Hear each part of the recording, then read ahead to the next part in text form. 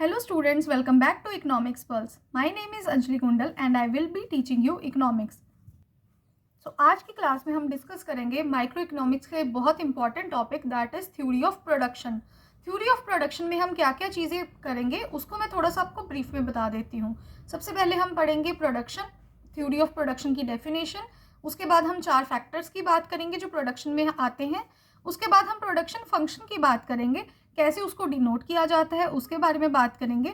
फिर हम total product, marginal product and average product की बात करेंगे। उसके बाद हम मेजरली आज जो हम इस क्लास में पढ़ने वाले हैं वो है लॉज ऑफ प्रोडक्शन। तो आज जो है वो मैं आपको एक लॉ के बारे में बताऊंगी, that is law of variable proportion. और नेक्स्ट क्लास में हम सेकंड लॉ के बारे में डिस्कस करेंगे, that is law of returns to scale. तो चलिए स्टार्ट करते हैं आज की क्लास। हाँ जी, तो थ्योरी ऑफ प्रोडक्शन में अगर हम बात करें, सबसे पहले हम प्रोडक्शन की बात करते हैं। तो प्रोडक्शन बेसिकली इन्वॉल्व करता है 2 या 2 से ज़्यादा फैक्टर्स को, ठीक है, फैक्टर्स ऑफ प्रोडक्शन को, जिसको हम इनपुट्स भी बोलते हैं। 2 या 2 से ज़्यादा जो इनपुट्स हैं उनको मिला के हम क्या करते हैं, एक आउटपुट क्रिएट करते हैं, एक आउटपुट को प्रोड्यूस करते हैं, वो हमारी प्रोडक्शन होती है। और थ्योरी ऑफ प्रोडक्शन की बात करें तो it consist of how to produce, कैसे हमें प्रोड्यूस करना है, given the state of technology, हमें जो टेक्नोलॉजी है वो ऑलरेडी गिवन है, तो हमें किस तरीके से प्रोड्यूस करना है उसको हम थ्योरी ऑफ प्रोडक्शन कहते हैं।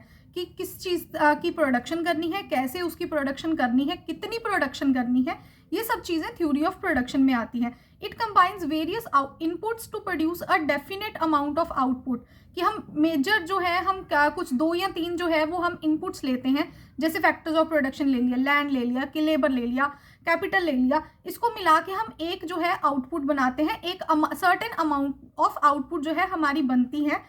और इस तरीके से बनाई जाती है कि हमारा जो प्रोडक्शन है वो इकोनॉमिकली एफिशिएंट हो, ठीक है, ना तो प्रोड्यूसर को, ना तो सेलर को, ना तो कंज्यूमर को नुकसान हो। इसको जो है हम थ्योरी ऑफ प्रोडक्शन बोलते हैं। Theory of production basically cater करता है प्रोड्यूसर और सेलर को, मेजरली प्रोड्यूसर और सेलर को जो है वो केटर करता है। अगर हम देखें तो प्रोड्यूसर्स और सेलर जो है मेजरली इसमें क्या करते हैं, डिसीजन मेकिंग करते हैं। तो यहाँ पे उनके कुछ वेरियस क्वेश्चंस होते हैं जिसको वो सॉल्व करने की कोशिश करते हैं या वो डिसीजन बनाते हैं। इन कुछ मेजरली क्वेश्चन से वो हम डिस्कस करें। सबसे पहले हम बात करें व्हाट फर्म शुड प्रोड्यूस, कि एक फर्म को क्या प्रोड्यूस करना है, what a firm should produce, ठीक है, क्या उसको जो है फर्म को प्रोड्यूस करना चाहिए। वो how should the firm produce the it's output, अपनी प्रोडक्शन जो है वो किस तरीके से करे, फर्म अपनी प्रोडक्शन कैसे करे, अपने आउटपुट कैसे क्रिएट करे, कौन से जो फैक्टर्स ऑफ प्रोडक्शन है या इनपुट्स है उनको लगा के अपने आउटपुट को क्रिएट करे।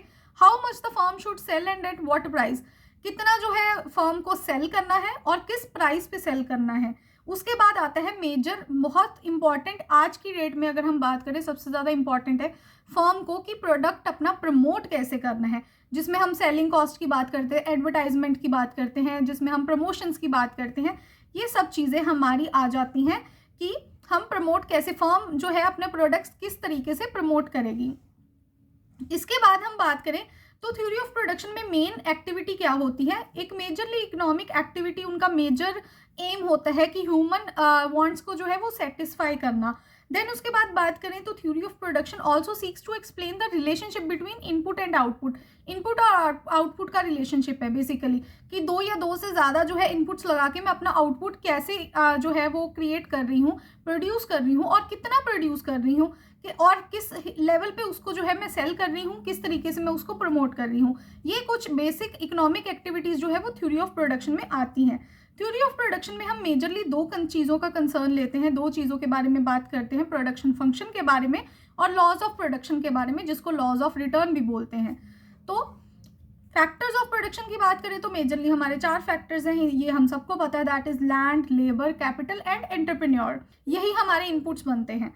प्रोडक्शन फंक्शन की बात करें सबसे पहले क्यू एक्स यहाँ पे जो क्या है हम ले रहे हैं, प्रोडक्शन फंक्शन ले रहे हैं, that is a function of labour, capital and land, ठीक है, यहाँ पे एंटरप्रेन्योर नहीं लिख सकते हैं इंटरप्रेन्योर भी, ठीक है। जो प्रोडक्शन फंक्शन है that is a function of labour, land and capital. उसके बाद अगर हम बात करें शॉर्ट रन एनालिसिस की, शॉर्ट रन एनालिसिस में अगर हम बात करते हैं तो यहाँ पे प्रोड्यूसर एक्सपेरिमेंट करता है डिफरेंट प्रोडक्शन फंक्शंस के साथ डिफरेंट प्रोडक्शन फंक्शन मतलब कि डिफरेंट इनपुट्स के साथ जो भी उसको लॉन्ग टर्म में सूटेबल होगा वो उसी के साथ ही जो है वो अपना कैरी ऑन करेगा।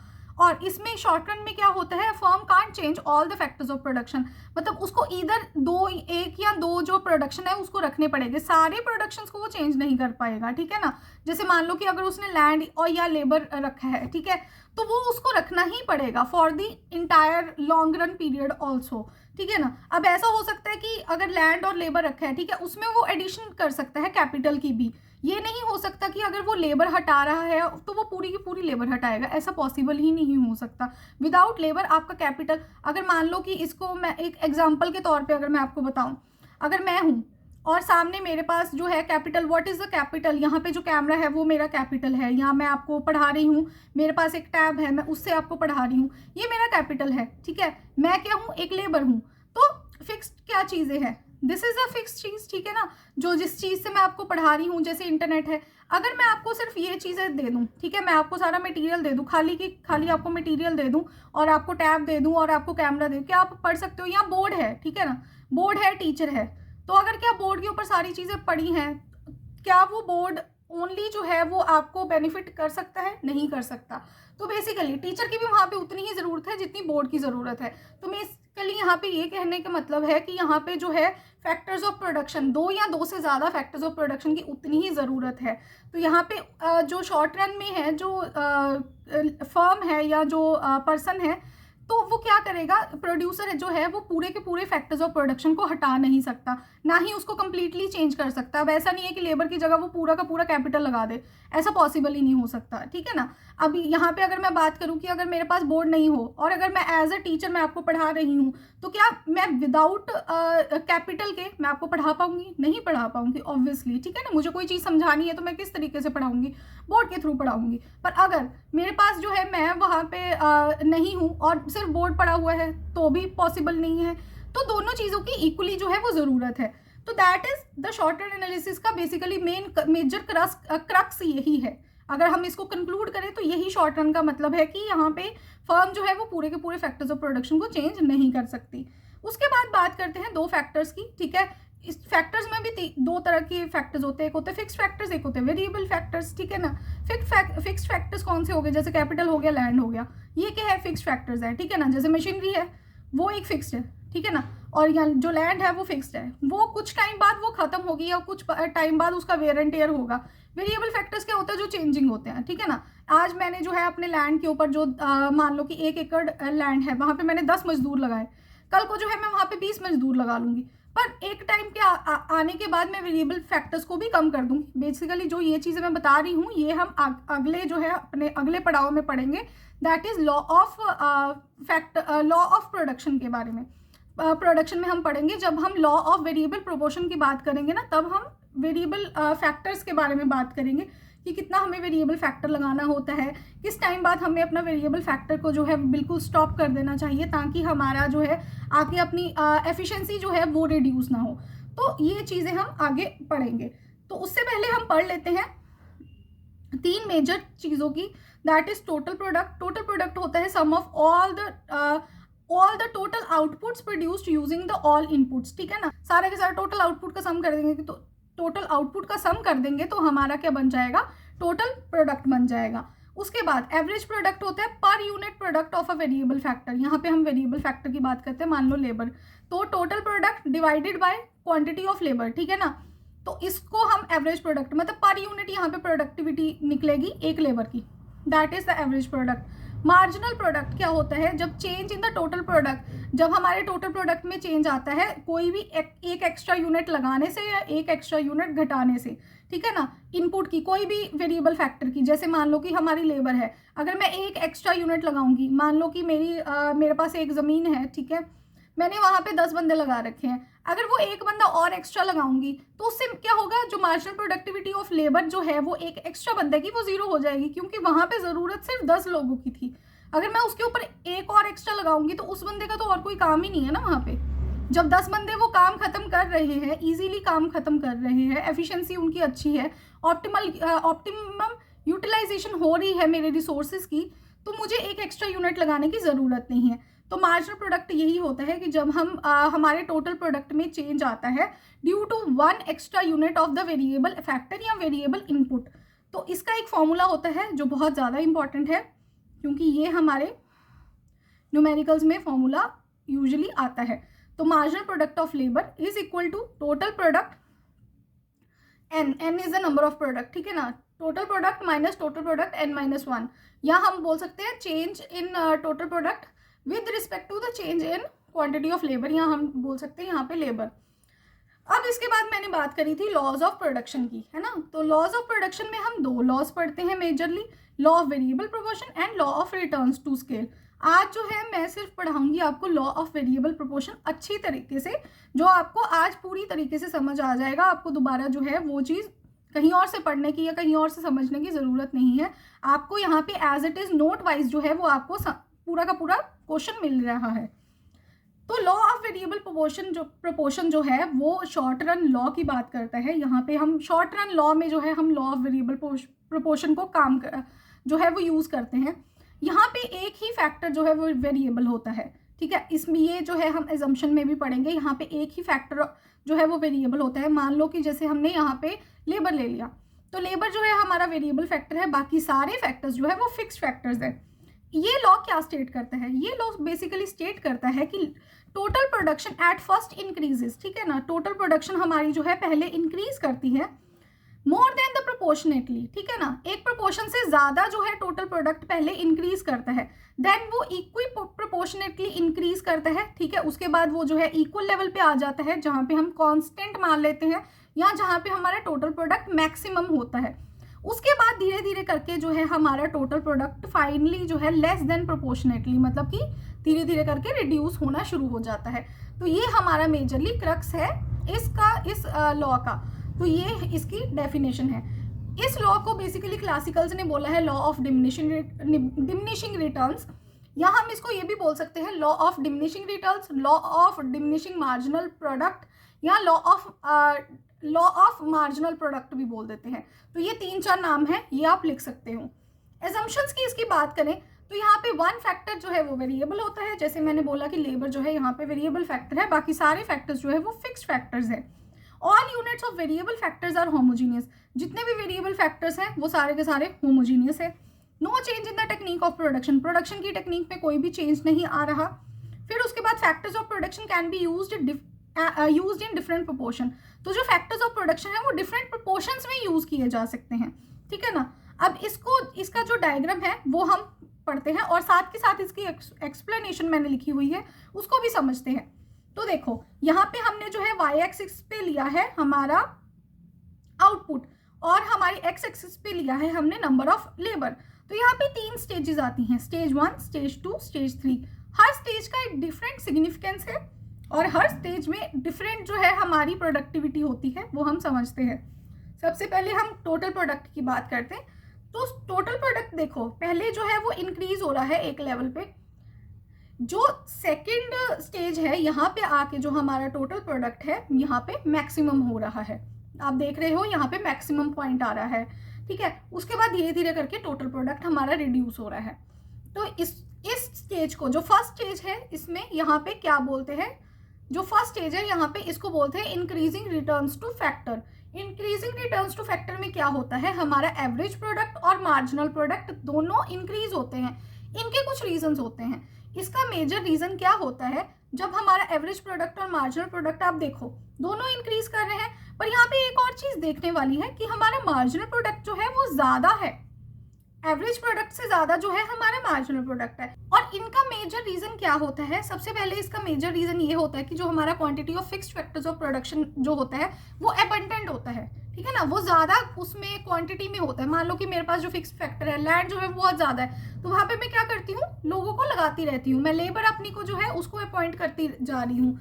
तो क्योंकि हमारे यहाँ पे जो है वेरिएबल फैक्टर जो लेबर है वो धीरे धीरे करके इंक्रीज कर रही है, तो हमारा एवरेज प्रोडक्ट और जो हमारा मार्जिनल प्रोडक्ट है दोनों ही इंक्रीज हो रहे हैं। और यहाँ पे जो है हमारी एफिशिएंसी ऑफ जो फिक्स्ड फैक्टर्स है वो भी इंक्रीज हो रही है और हमारी एफिशिएंसी ऑफ वेरिएबल फैक्टर, दोनों चीजें जो है वो इंक्रीज हो रही है एक लेवल पे आके। और यहाँ पे अगर हम देखें, यहाँ पे स्पेशलाइजेशन का जो है वो रीजन भी आता है। तो जैसे जैसे हमारी जो एफिशिएंसी जो है वो इंक्रीज हो रही है, तो वेरिएबल फैक्टर जो है वो एफिशिएंट भी हो रहा है और ज़्यादा से ज़्यादा वहाँ पे स्पेशलाइजेशन हो रही है और प्रोडक्शन जो है वो भी ज़्यादा हो रही है, तो यहाँ पे हायर प्रोडक्टिविटी होती है। तो इसके कुछ मेजर रीजंस कौन से हैं कि हायर प्रोडक्टिविटी हो गई, इंडिविजिबिलिटी ऑफ फैक्टर्स हो गए, और तीसरी चीज़ वो हमारी हो गई स्पेशलाइजेशन ऑफ द फैक्टर्स। ठीक है, तो हमारे यहाँ पे स्पेशलाइजेशन ऑफ फैक्टर्स भी होते हैं। तो ये तीन चीज़ें हमारी मेजर है। तो यहाँ पे जो फिक्स्ड फैक्टर जो है वो एफिशिएंटली यूज हो रहा है, ये जो है हमारा फर्स्ट स्टेज हो गया। उसके बाद बात करते हैं हम decreasing factor returns two factor. Decreasing return two factor में हम क्या बात कर रहे हैं कि यहाँ पे हमारा जो है, अगर आप देख सकते हो सेकेंड स्टेज में, तो सेकंड स्टेज में अगर आप देखो तो हमारा यहाँ पे एवरेज प्रोडक्टिविटी भी डिक्रीज हो रहा है, एवरेज प्रोडक्ट भी डिक्रीज हो रहा है और मार्जिनल प्रोडक्ट भी डिक्रीज हो रहा है। ठीक है, और जो हमारा टोटल प्रोडक्ट है वो हाईएस्ट है। इस स्टेज की एंड तक जो हमारा टोटल प्रोडक्ट है वो मैक्सिमम लेवल पे पहुंच जा रहा है और जो मार्जिनल प्रोडक्ट है वो डिक्रीज होते होते जीरो पे पहुंच गया। यहाँ पे ये चीज जीरो पे आ गई मार्जिनल प्रोडक्ट की, और टोटल प्रोडक्ट जो है यहाँ पे हमारा मैक्सिमम हो गया और एवरेज प्रोडक्ट जो है हमारा डिक्रीज हो रहा है। इस स्टेज को हम बेसिकली बोलते हैं ऑप्टिमम स्टेज, या हम इसको जो है रैशनल स्टेज भी बोलते हैं। तो इनके कुछ मेजर रीजंस होते हैं। यहाँ पे भी रीजन ये होता है कि जैसे यहाँ पे अगर हम देखें इंडिविजिबिलिटी ऑफ फैक्टर्स होते हैं, दूसरी चीज होती है कि हमारी स्कार्सिटी होती है, स्कार्सिटी ऑफ फिक्स्ड फैक्टर्स। जैसे मेरे पास जो लैंड है वो तो फिक्स्ड ही है, अगर आप देखो, ठीक है, तो लैंड तो मेरे पास फिक्स्ड है, उसको मैं सब्सटीट्यूट नहीं कर पाऊंगी। क्योंकि उसको मैं सब्सटीट्यूट नहीं कर पाऊंगी, मैंने वहाँ पे जैसे मान लो कि मैंने जो फर्स्ट स्टेज है वहाँ पे मैंने 10 लेबर लगाए, तो 10 लेबर के बाद मेरे पास 5 और की जो है वहाँ पे जगह बच रही थी, और 5 और की जगह बचा जो है मैंने इंक्लूड कर ली अपने सेकंड स्टेज में। तो मेरी वहाँ पे एफिशिएंसी जो है वो फुल हो गई। जितना मेरे पास लैंड था उस हिसाब से मेरे 15 जो लेबरर्स थे वो काम कर रहे थे एंड एफिशिएंटली वो काम कर रहे थे। मुझे इसके बाद एक और भी लेबर की ज़रूरत नहीं थी। तो ये जो मेरा स्टेज है सबसे ज़्यादा एफिशिएंट स्टेज है, सबसे ज़्यादा रैशनल स्टेज है, क्योंकि यहाँ पे मेरी प्रोडक्टिविटी हायर है, हाईएस्ट प्रोडक्टिविटी यहाँ पे मुझे मिल रही है। यहाँ पे मेरे जो क्योंकि लैंड जो है मेरे पास फिक्स्ड है, तो मैं यहाँ पे सब्सटीट्यूट नहीं कर सकती कोई और फिक्स्ड फैक्टर, इसीलिए ये मेजर रीज़न है कि यहाँ पे हमारी एवरेज प्रोडक्टिविटी और एवरेज प्रोडक्ट और मार्जिनल प्रोडक्ट दोनों डिक्रीज हो रहे हैं। इसका मेजर रीज़न यही है। सबसे पहले स्कार्सिटी ऑफ फैक्टर, दूसरी बात है इंडिविजिबिलिटी ऑफ फैक्टर्स, तीसरी बात है हमारी imperfect substitution of factors of production. तो ये जो है हमारा सेकंड स्टेज आ जाता है। अगर हम बात करें सेकंड स्टेज को जो है उसको rational stage of rational decision, या इसको बोलते हैं stage 2 is the optimal stage of production. ठीक है ना, क्यों? क्योंकि यहाँ पे जो हमारा टोटल प्रोडक्ट है वो मैक्सिमम होता है और मार्जिनल प्रोडक्ट जो है वो हमारा जीरो होता है, क्योंकि इसके बाद मुझे एक और लेबर की ज़रूरत नहीं है। This is the concept of the second stage. अब बात करते हैं थर्ड स्टेज। जो इसमें जो है, जैसे ही मान लो कि मैंने आपको बताया कि मुझे 15 लेबर्स की ज़रूरत थी, मेरा काम जो है वो फिनिश कर रहे हैं 15 लेबर्स, अब वहाँ पे मैं 2 और बंदे या 1 और बंदा एक्स्ट्रा लगा रही हूँ, तो उस बंदे का तो वहाँ पे कोई काम ही नहीं है। ठीक है ना, वो बंदा क्या करेगा, वहाँ पे जाके एक बंदा और अगर जा रहा है तो वो वहाँ पे जाके बाकियों को भी डिस्ट्रैक्ट करेगा। तो यहाँ पे मुझे धीरे धीरे करके जो है लोग जो है काम करना बंद कर देंगे, क्योंकि वो उनको डिस्ट्रैक्ट कर रहा है। ठीक है ना, और जैसे ही वो उनको डिस्ट्रैक्ट करेगा तो धीरे धीरे करके जो है मेरा रिटर्न्स जो है वो नेगेटिव में चले जाएंगे। ठीक है, तो मेरा मार्जिनल प्रोडक्ट जो है वो नेगेटिव हो जाएगा। आप यहाँ पे देख सकते हो कि मार्जिनल प्रोडक्ट मेरा यहाँ पे जो है वो नेगेटिव पहुँच गया है, और जो मेरा टोटल प्रोडक्ट है वो भी डिक्रीज होना शुरू हो गया है, और जो मेरा एवरेज प्रोडक्ट है वो भी डिक्रीज होना शुरू हो गया। तो जो थर्ड स्टेज है उसको मैं बोलती हूँ नेगेटिव रिटर्न्स टू फैक्टर्स।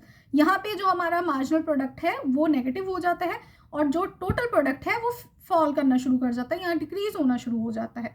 तो ये जो है लॉ ऑफ वेरिएबल प्रोपोर्शन के 3 मेजर जो है स्टेजेस थे, इसको मैंने आपको अच्छे से समझा दिया है, इनके एजम्पशंस के बारे में बता दिया, इसकी डेफिनेशन के बारे में बता दिया, इसको अच्छे से एक्सप्लेन कर दिया हर एक स्टेज को। अब मुझे नहीं लगता कि इसके बाद आपको कहीं भी और बुक्स वगैरह से भी एक बार रिवाइज करने की भी ज़रूरत है, क्योंकि सब कुछ जो है मैंने यहाँ पे आपको कंक्लूड करके बता दिया, so that it would be very easy for you to locate it and also write the answer also. ठीक है ना, अब जो है इसमें 2 जो है लॉज की बात करी थी। जो सेकेंड लॉ है law of returns to scale, इसको मैं कल डिस्कस करूंगी। ठीक है, so that was all about आज की क्लास। अब हम डिस्कस कर लेते हैं कि हमने आज क्या क्या चीज़ें पढ़ी हैं, एक बार रिमाइंड करें। तो हमने आज पढ़ा थ्योरी ऑफ प्रोडक्शन में प्रोडक्शन के बारे में, थ्योरी ऑफ प्रोडक्शन क्या होती है, क्या क्या जो है डिसीजंस लेता है प्रोड्यूसर और सेलर।